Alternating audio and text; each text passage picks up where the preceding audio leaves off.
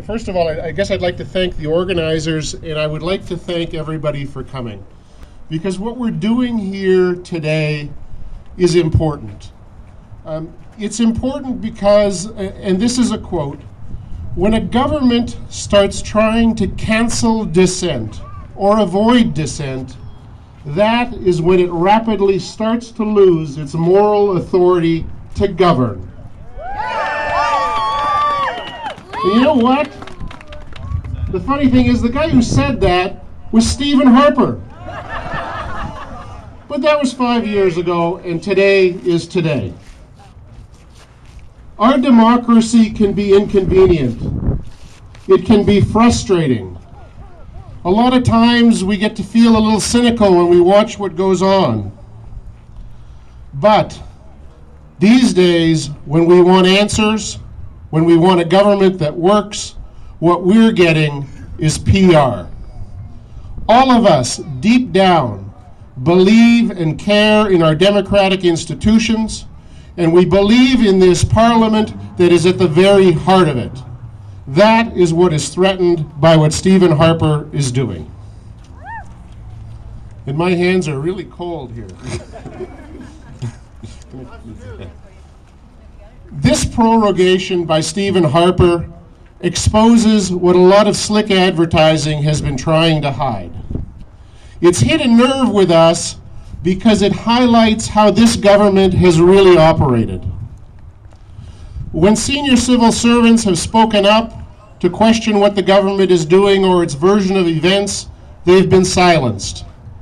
When commissioners and commissions criticize what the government is doing, they're shut down. When a parliamentary budget officer tries to tell us what the real numbers are, he loses his funding. And most importantly, when questions are being asked that go to the morals and the ethics of our government, the doors of Parliament get closed. And we don't like it because that's not what we're about.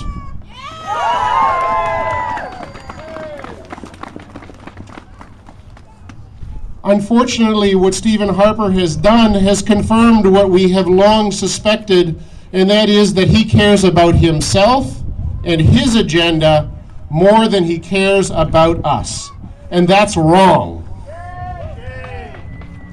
This decision wasn't made in our best interests, it was made in his. And when foreign magazines start calling this act of prorogation naked self-interest, they're right.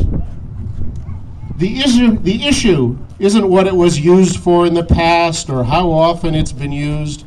The issue is what it was used for this time.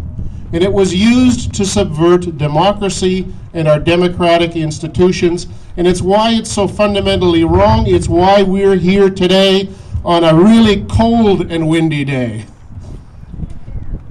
Nous avons le droit de demander plus de notre gouvernement. Notre Parlement existe pour nous tous. C'est pas pour un homme de décider de fermer les portes. Le Parlement canadien appartient aux Canadiens, pas à M. Harper. On a le droit d'avoir quelque chose de mieux aujourd'hui. I think when this first happened, you start to think a little bit and you say to yourself, or we all sort of really said to ourselves, this is wrong. And it's wrong because Parliament is a symbol of what our democracy is and what it stands for. We've quite rightly set very high expectations of our members of Parliament. We elect them to represent our interests, and we hold them accountable for what they've done or for what they haven't done. Our country today is struggling to recover from probably the deepest recession that any of us have known. People are out of work, they want something done, and Stephen Harper sends them home. He thinks that government would prefer to watch the Olympics. I don't think so. He thinks, or he tries to tell us, that government needs a little more time to figure out what to do next. I don't think so. I can tell you what we need. We need a government that's working. We don't need another timeout.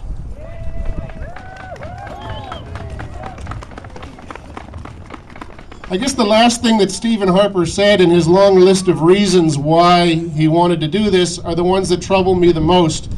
He said that Canada is less stable when Parliament is working, and I beg to differ. Parliament is not an inconvenience, it's where our work is done. I say, and I think we all say to Mr. Harper, open the doors, turn on the lights, and get to work. Thank you.